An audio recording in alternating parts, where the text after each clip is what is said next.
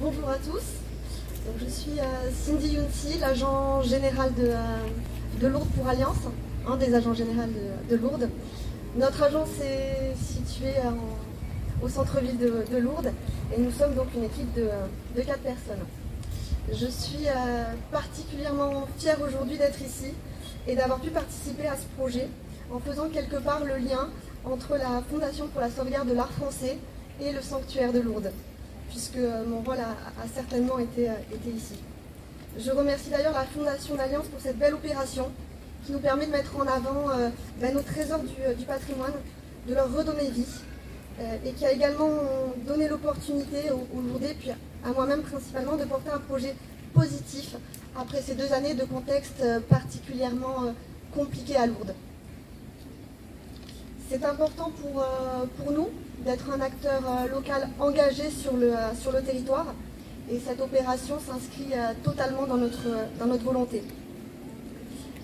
Je remercie le sanctuaire de Lourdes d'avoir choisi cette œuvre qui donne en fait tant de sens au projet par divers aspects.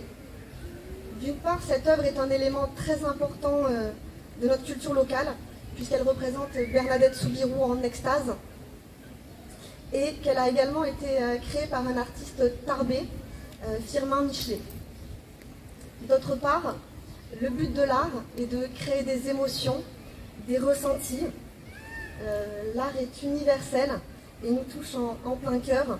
Et nous sommes ici au sein du sanctuaire, où il y a une abondance d'œuvres exceptionnelles, et dans un même temps des millions de pèlerins qui viennent chaque année chercher du réconfort, de l'émotion. Et c'est en cela que je trouve que terminer par ce projet de Bernadette donne un sens total à cette proposition de la sauvegarde de l'art. Dans les 2 cas, que ce soit dans l'expression par l'art ou dans la démarche de venir dans un sanctuaire, nous sommes dans des démarches qui vont au-delà des mots, et c'est en cela que la restauration de Bernadette fait particulièrement sens. La phase de vote d'ailleurs a eu lieu pendant... Excusez-moi, j'ai pas l'habitude de prendre la parole. La phase de vote a d'ailleurs eu lieu pendant l'anniversaire des apparitions, ce qui a participé à créer une dynamique très positive dans la ville et au sein du sanctuaire.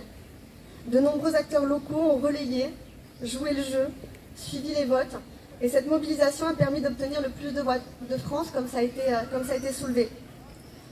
Donc je remercie tous les acteurs lourdais qui se sont mobilisés pendant la phase de vote, sans quoi le projet n'aurait pas abouti, que ce soit le syndicat des hôteliers, celui des vendeurs d'objets de piété, celui des commerçants, l'association du Golfe, la CCI de Tarbes.